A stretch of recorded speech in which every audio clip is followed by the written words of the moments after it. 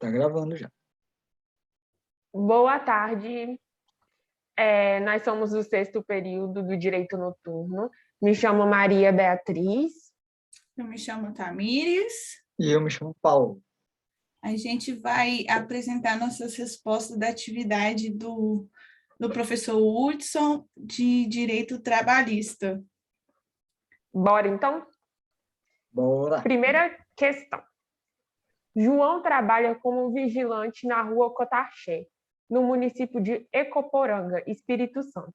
10 moradores daquela área, temendo a criminalidade, dividiram o salário de João, que trabalha 5 vezes por semana em horários definidos por aquele grupo de ecoporanguenses. Com base nessa situação, responda. Letra A. João pode ser considerado empregado doméstico? Justifique a sua resposta.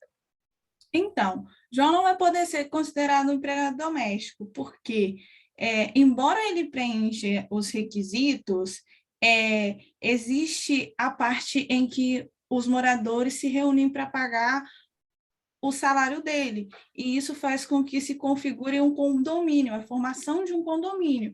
E por essa configuração de condomínio, acaba tirando essa predominação de doméstico. Então, ele não vai ser considerado como um doméstico. No caso, ele deveria ser contratado pelo condomínio. Mas aí, nesse caso, como não é, ele não é considerado como doméstico. Então, não é possível a configuração. Letra B. Explique as diferenças entre os requisitos para ser empregado seletista e o empregado doméstico. Em regra, o empregado seletista e o empregado doméstico, com os seletistas existem 5 requisitos necessários, que são ser pessoa física, trabalhar com pessoalidade, continuidade, ou seja, não eventualidade, subordinação e onerosidade. Contudo, há uma distinção entre os empregados domésticos e os seletistas. Os seletistas são os 5 já citados, e os domésticos são os 5 acrescidos dos 3 requisitos essenciais, ou seja, especiais, né? Que é trabalhar para uma pessoa ou família em um âmbito residencial e sem a finalidade lucrativa para o empregador, que esse seria um dos mais importantes requisitos para os empregados domésticos, no caso. Então, para ser seletista, você vai precisar somente de cinco requisitos, que são os gerais. Para ser doméstico, vai ser necessária a presença de 8 requisitos, que são os gerais mais os especiais. Questão 2. Número 2. Pedro trabalha desde 1º de janeiro de 2015 numa grande chácara situada no centro do município de Linhares, Espírito Santo. Sua carteira de trabalho foi assinada como doméstico. Duas ou 3 vezes por semana, além de outros afazeres como jardineiro, Pedro cuida de uma horta, cujos produtos são vendidos por seu empregado na feira da cidade. Hoje, 31 de dezembro de 2020, Pedro recebeu uma melhor proposta de emprego, que deverá iniciar imediatamente. Assim, conversou com seu empregador e fizeram regularmente um acordo de rescisão de contrato, rescisão acordada. Com base nessa situação, responda os seguintes questionamentos. A. Pedro pode ser considerado empregado doméstico? Justifique sua resposta. Conforme o dito acima, Pedro ele trabalha numa horta cujos produtos são vendidos para o seu empregador em uma feira da cidade. Só aí ele já não pode ser considerado um empregado doméstico, pois ele trabalha numa horta visando a finalidade lucrativa. Fugindo então do requisito principal, né, da não finalidade lucrativa. A gente pode observar também no enunciado que lá mesmo fala que Pedro trabalha cerca de 2 ou 3 vezes na semana. Para ser configurado o empregado doméstico, ele tem que trabalhar acima de 2 vezes na semana, por semana. Então, mesmo que ele trabalhe 3 ele não vai ser considerado doméstico, porque ele preenche esse requisito, só que ele não preenche o requisito de não finalidade lucrativa para o empregador, por causa da venda dos produtos da horta. E é necessário preencher todos os requisitos para ser considerado um empregado doméstico, né? Exatamente. Vamos lá, letra B. Pedro terá direito ao saque do FGTS e a multa do FGTS. Justifique. Aqui, nessa questão, a gente tem uma rescisão acordada, né? Que, no caso, tanto Pedro quanto o empregador de Pedro, ambos são culpados, né? E Pedro terá direito ao FGTS e a metade da multa, que, no caso, vai ser dividida entre ele e o seu empregador. A gente pode citar, para justificar, o artigo 22, parágrafo 2º da LC 150/2015. Letra C. Pedro terá direito ao valor correspondente a quantos dias de aviso prévio indenizado? Justifique. Pedro, como ele trabalha há 4 anos completo e um não, ele vai ter direito ao acréscimo de 3 dias por cada ano completo. Então, só o fato de ter o primeiro ano completo, ele já teria 30 dias de aviso prévio. Porém, como ele possui mais 4 anos, vai ser acrescentado 3 mais 3 mais 3 mais 3. Então, vão ser 12 dias de acréscimo nos 30 já garantidos. Então, no total, serão 42 dias de aviso prévio, segundo o artigo 23, parágrafo 2º da Lei Complementar 150 de 2015, porque como ele tem 4 anos completos, só vão acrescentar os 3 referentes a 4 anos, porque o último ano dele não foi completo, porque ele deixou de trabalhar no dia 31 de dezembro de 2020. Se fosse no dia 1º de janeiro de 2021, seria os 5 anos completos, mas ainda não havia completado o 5º ano. Então, só vai ter direito a 42 dias de aviso prévio. Ele ainda deixou um ano escapar, né? Por causa de um dia, né? Por causa de um dia, ele não completou 5 anos. Letra D. Qual é o marco final para Pedro ingressar com uma ação trabalhista cobrando eventuais direitos de seu empregado? Caso ele ingresse com uma ação após 1 ano de extinção do seu contrato de trabalho, poderá reclamar seus direitos trabalhistas de qual período? Justifique. Como o citado no caput da pergunta, né, Pedro ele não se enquadra nos requisitos de empregado doméstico por trabalhar de forma onerosa e trabalhar mais que 2 vezes na semana. Ele pode se ingressar com uma ação trabalhista, pois a sua carteira ela foi assinada de forma incorreta, ou seja, como empregado doméstico, acarretando, então, um desvio de função. Pedro, ele terá um prazo de 2 anos para o início da ação trabalhista, caso seja ingressada após um ano do término do contrato, ou seja, ele pode ingressar com a ação após 1 ano do término do contrato, reclamando, então, somente 4 anos de seus direitos. Exatamente. No prazo de 2 anos, ele vai ter esse prazo de 2 anos após o término de contrato. Se ele entrar com a ação 1 ano após o término de contrato, só vai regredir os direitos a 4 anos passados que ele trabalhou. Quando você ingressa com a ação, em regra, como é que fala? Voltando. Ela regrede em 5 anos. Porém, como ele perdeu 1 ano, não vão retroagir 5, vai retroagir somente 4 anos. Por isso que ele vai receber os 4 anos de direito e não 5. É por isso que ele reclama só os 4 anos. Exatamente. Porque ele acabou perdendo 1, né? Mas ele ainda está dentro do prazo, porque são 2 anos. Sim. Letra E. A modalidade de acordo de rescisão pode ser licitamente aplicada ao caso de Pedro? Justifique sabendo que essa modalidade de terminação do contrato se enquadra no artigo 484-A da CLT. Sim, o Pedro poderá fazer um acordo ilícito com seu empregador, porque foi um acordo em conjunto. E no artigo 484 tem os requisitos que se enquadram no caso de Pedro.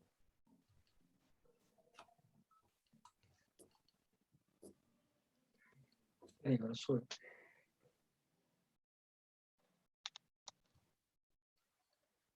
Tá, terceira questão. Pode-se falar que existe isonomia de direitos entre os trabalhadores domésticos e os demais empregados urbanos e rurais? Cite e explique ao menos dois direitos que se manifestam de maneira distinta entre os domésticos e os demais empregados, seletistas e rurícolas. Além disso, disserte acerca da evolução legislativa ocorrida no Brasil em relação aos empregados domésticos. Fale sucintamente de todas as leis que os regulamentaram a categoria nos últimos 60 anos.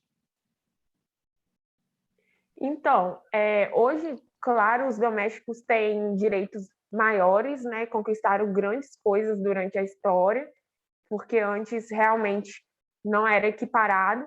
Mas, assim, ainda a igualdade entre os domésticos aos outros trabalhadores não é uma igualdade plena, devido a algumas distinções. A gente pegou alguns exemplos aqui. Por exemplo, os domésticos não foram inclusos no reconhecimento das convenções de acordos coletivos de trabalho. Empregados domésticos não faz jus a multas e penas, que a CLT fala. Por exemplo, A CLT impõe, né, os pagamentos das verbas rescisórias. Temos exemplo o artigo 467 e 477, que impõe o pagamento das verbas rescisórias, que a Tamiris até citou.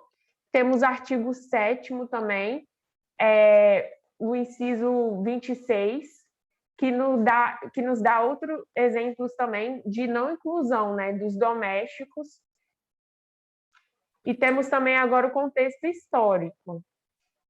Porque, como a Maria disse, antigamente os domésticos não tinham nenhum dos direitos. Com o término da escravidão, eles acabaram indo trabalhar, mas sem direito a férias, sem direito a descanso, e o salário também era muito baixo, porque geralmente o patrão pagava o que achava que deveria ser. Somente em 1941, com o Decreto-Lei 3.078, que foi conceituado a forma simples dos trabalhadores domésticos. E foi, assim, bem por cima, bem superficial a disciplinação dos seus serviços.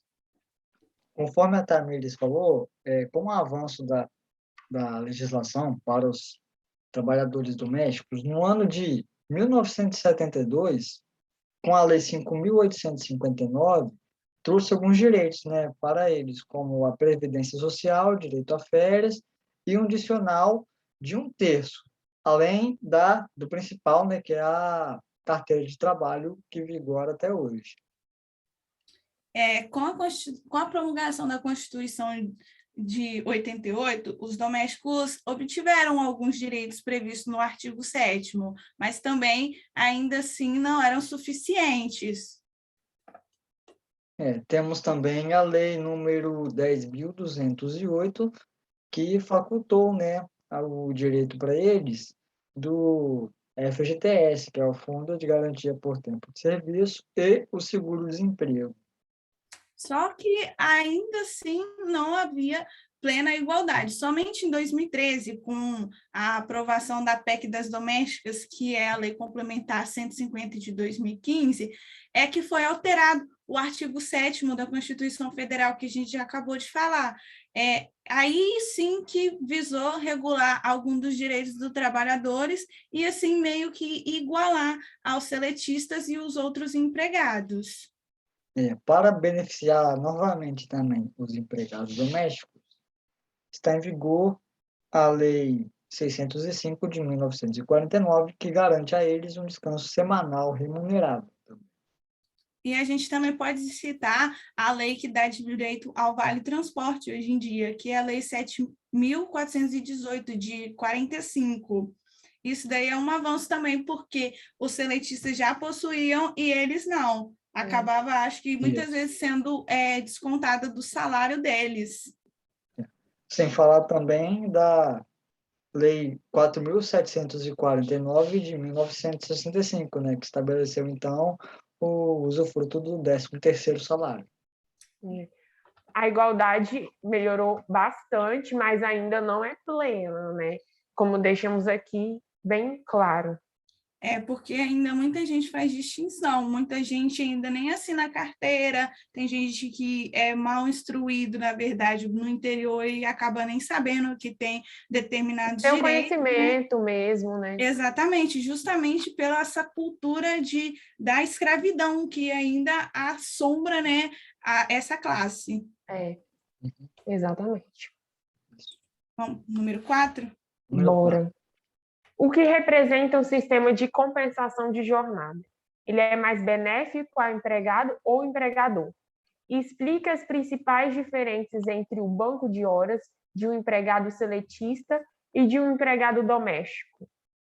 Então, a gente entende pelo sistema de compensação de jornada, que é aquele em que o empregador paga pelas horas extras do trabalhador por meio de folgas. Com base no artigo 2º, parágrafo 5º, inciso 1º da Lei Complementar 150 de 2015, é expressamente obrigatório que o empregador pague pecuniariamente as 40 primeiras horas extras do empregado doméstico, porque ele pode dar folga, mas essas primeiras 40 são obrigatoriamente serem pagas por dinheiro, tem que ser obrigatoriamente pagas por dinheiro. E para haver esse sistema de compensação de jornada, tem que ter um acordo entre o empregador e o empregado. Não é simplesmente o empregador quer que seja assim. O empregado também tem que acordar e tem que ter o consentimento dos dois em um acordo escrito. Então, nada de acordo Boca a verbal. boca. Isso aí. Embora, né, o empregado ele tenha um direito à folga, ao nosso ver, essa prática ela tem sido mais benéfica para o empregador, porque o empregador ele não precisa, né, pagar um valor exorbitante, um valor fora do normal de horas extras para o seu empregado.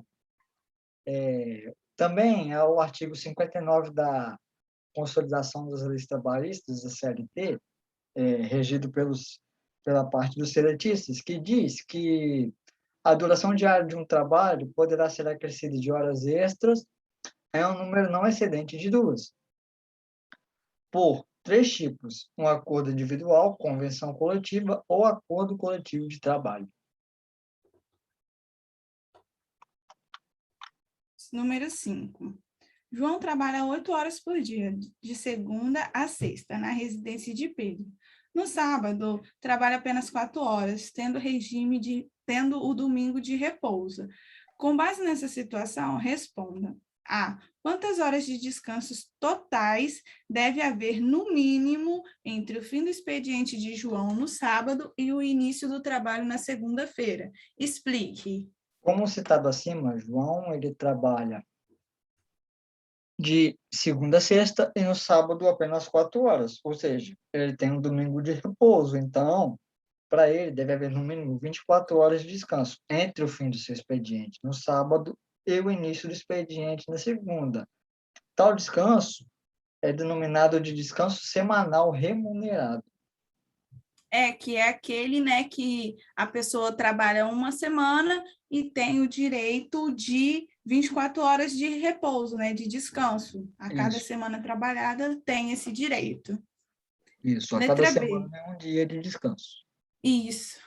Letra B.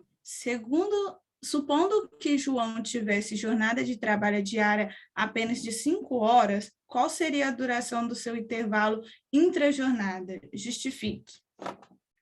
O artigo 71 nos fala isso, né? O parágrafo 1º da CLT, que a cada pessoa que tem uma jornada de trabalho mais do que 4 até 6 horas, tem que ser obrigatório 15 minutos de descanso.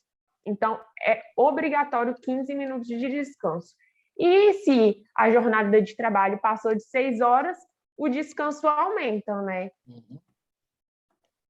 Letra C. Qual a diferença entre DSR, intervalo intrajornada e intervalo interjornada? Então, o DSR é o descanso semanal remunerado, que é onde a pessoa trabalha uma semana e tem 24 horas para descansar. A intrajornada ela é obrigatória a partir do momento em que o trabalhador passa a ter mais de 4 horas diárias do seu trabalho, podendo esses intervalos variarem de acordo com a jornada de trabalho. Igual a Maria falou agora, se ele tem 4 horas, por exemplo, 5 horas, ele vai ter 15 minutos de intervalo. Se aumentar para 6, ele vai ter mais, e assim por diante. E a interjornada é quando o funcionário descansa de um dia para o outro. Ele, após o seu expediente, vai para casa, tem o repouso noturno, e no outro dia ele volta de manhã. É o momento que você chega em casa e tem o seu descanso ali, até Exatamente. o outro dia de trabalho. E para que haja esse acordo de compensação da hora para a hora reduzir pela metade na intrajornada, precisa haver um acordo entre o empregador e o empregado, porque o empregador não pode o empregador não pode simplesmente reduzir o intervalo de intrajornada do empregado. Para que isso aconteça, precisa de um limite de horas e um acordo entre os dois. Questão 6. Belmira tem 16 anos e foi convidada por uma parente distante de sua mãe para trabalhar em sua residência, de segunda a sábado. Como a casa de Belmira fica muito distante, passou a residir na casa de sua nova empregadora. Além disso, nessa residência, Belmira tomava banho, café, almoço e jantar. Sua empregadora pagava-lhe apenas R$ 150 de seu salário. Após um ano no emprego, Belmira encontrou um namorado e fugiu com esse, indo residir em outra cidade. Com base nessas informações, responda. Letra A. Belmira preenche os requisitos para ser empregada doméstica? Explique. Então, a gente entende, né, sabe, que para ser um empregado doméstico precisa ter os requisitos especiais e gerais. E de cara a gente vê que Belmira não tem esses requisitos. Primeiro, ela é menor de idade, né? Ela tem 16 anos. Então, assim, não, ela não tem esse requisito. A ausência da carteira assinada também e qualquer vínculo empregatício. A gente pode citar o artigo 9º da LC de 150/2015, o artigo 7º da Constituição Federal, inciso 36. Porque só o fato dela ser menor de idade já faz com que ela não possa ser contratada. Sim. E também porque a empregadora dela não tinha uma empresa para contratar ela como um menor aprendiz, né? Então, acaba sendo proibido realmente por lei, né? Que é o caso e ela recebia muito pouco, né? O salário dela não condizia com aquilo que ela fazia. É muito pouco, Letra B. Como advogado de Belmira, o que você pleitearia numa eventual ação trabalhista contra a sua empregadora? Então, seria uma ação por danos morais em face ao trabalho de menor de 18 anos, porque, conforme a Maria falou ali, o artigo 7º, inciso 33 da Constituição Federal e o artigo 1º, parágrafo único da Lei Complementar 150 de 2015, também falam que é necessário 18 anos para a contratação da pessoa para o trabalho da jornada de trabalho. E também uma ação de cobrança para ressarcimento pelo trabalho, porque o valor que era pago para ela não condizia com o salário mínimo. E no artigo 7º, inciso 4 da Constituição Federal, fala que o trabalhador tem que receber, no mínimo, um salário. Como ela recebia R$ 150, não chega nem perto do que é o salário mínimo, apesar de não ser muito também. Mas, ainda assim, não condiz com a realidade do salário.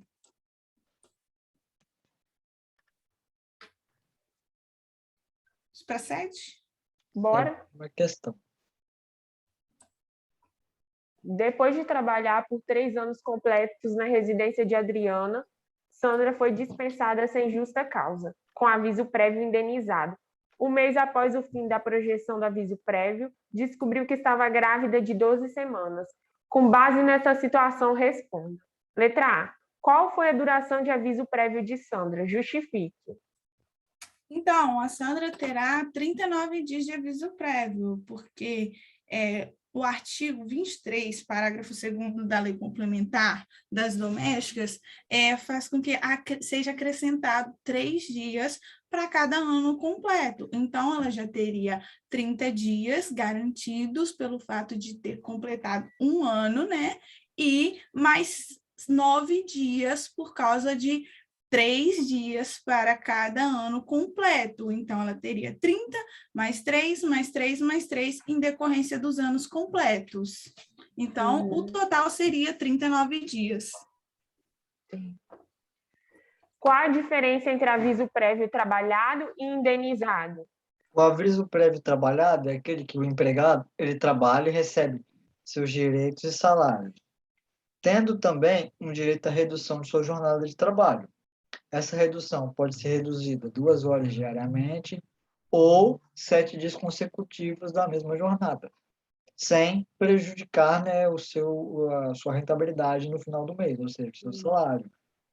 No aviso prévio indenizado, o empregado ele recebe um valor junto com as demais parcelas rescisórias, né, sem que o mesmo precise trabalhar, segundo o disposto no artigo 24 e também o parágrafo único da Lei Complementar 150 de 2015. Então, ele vai poder ou reduzir 7 dias ou 2 horas durante o aviso prévio, né? 2 horas de trabalho durante o aviso prévio. Isso, durante o aviso prévio. Sandra tem direito a haver reconhecido a estabilidade provisória no emprego? Justifique.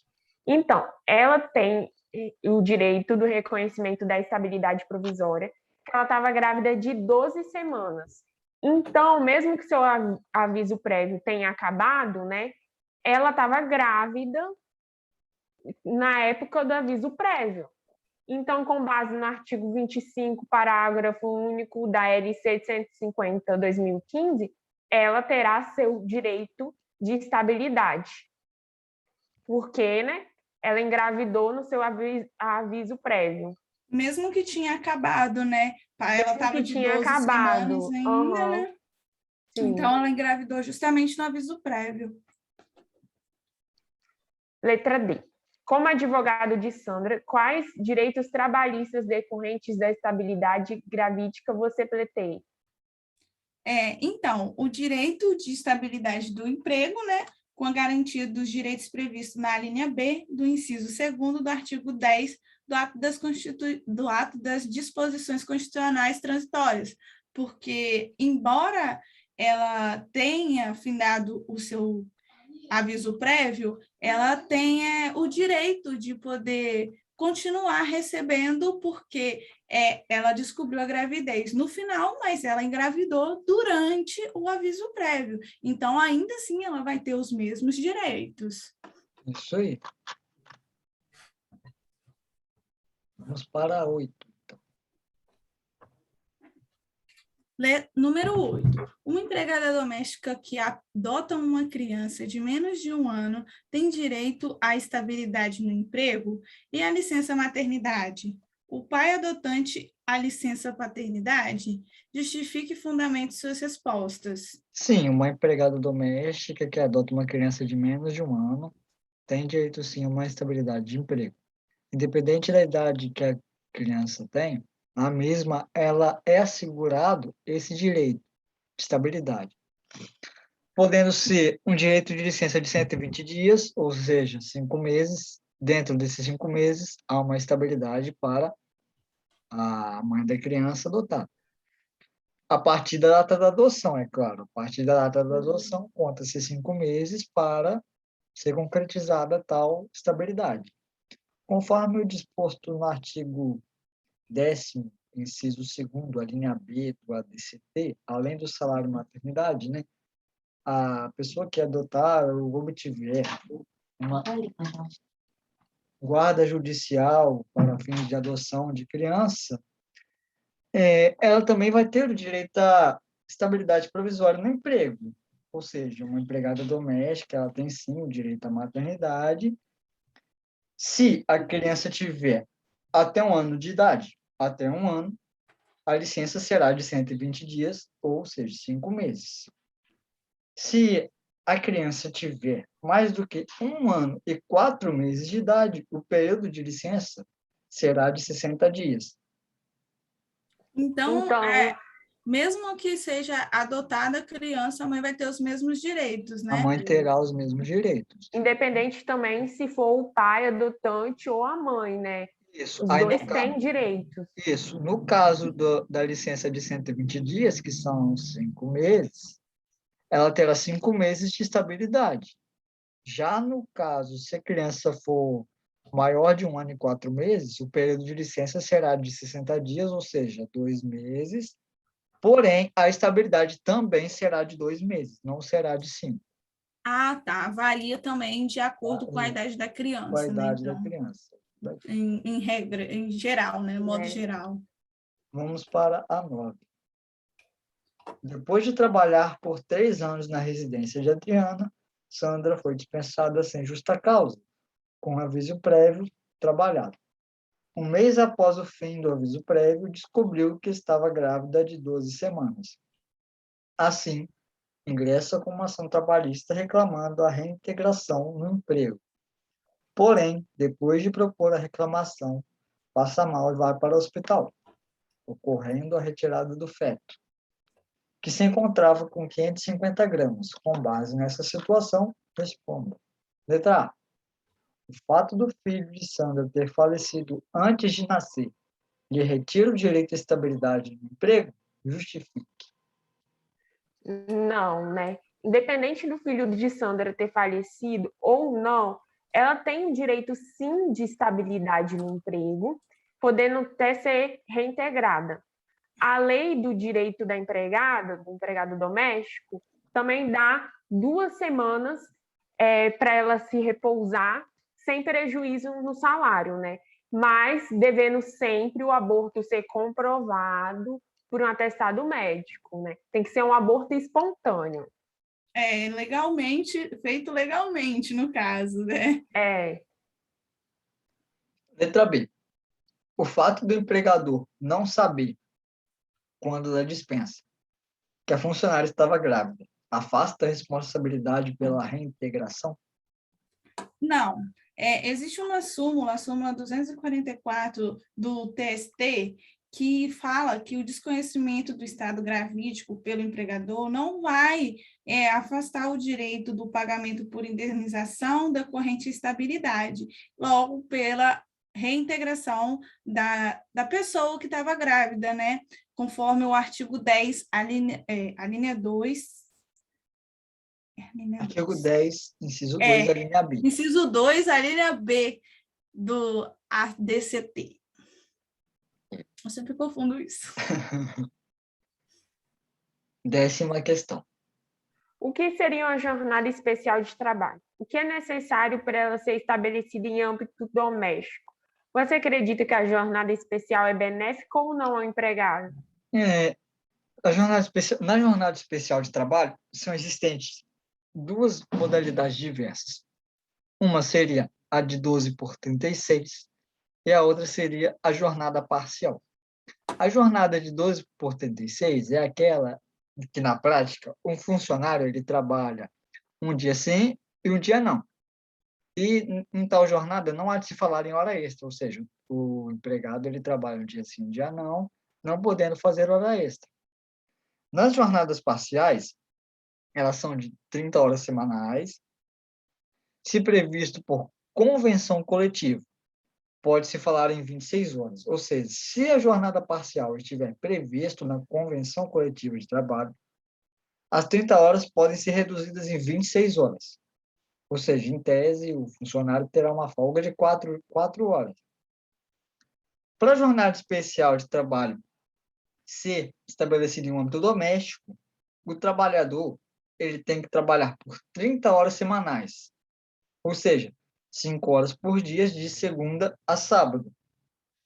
Dependendo de tal jornada especial, ela pode ser mais benéfica para o empregado, se a gente olhar pelo ponto de vista da jornada de 12 por 36, porque se você olhar por esse lado, ele vai trabalhar um dia e vai folgar um. Porém, ele não vai ter direito em hora extra, porque se ele trabalha na jornada parcial, ele vai trabalhar 30 horas semanais, porém ele tem o direito de hora extra. Só que como a de 12 por 36, ambos nós achamos que ela é mais benéfica, porque ele pode trabalhar um dia e também folgar outro, né? Aí, no caso, essa jornada, ao nosso ver, seria mais benéfica para o empregado doméstico. Porque realmente, né, trabalhar um dia e folgar um, com certeza é melhor. Quem não quer, né? Então, chegou ao fim. Essas são as nossas respostas. E acabou. E muito obrigado pela atenção. E é isso. Esperamos tirar 10. Forte abraço. Fazer igual que. Tchau. Fui.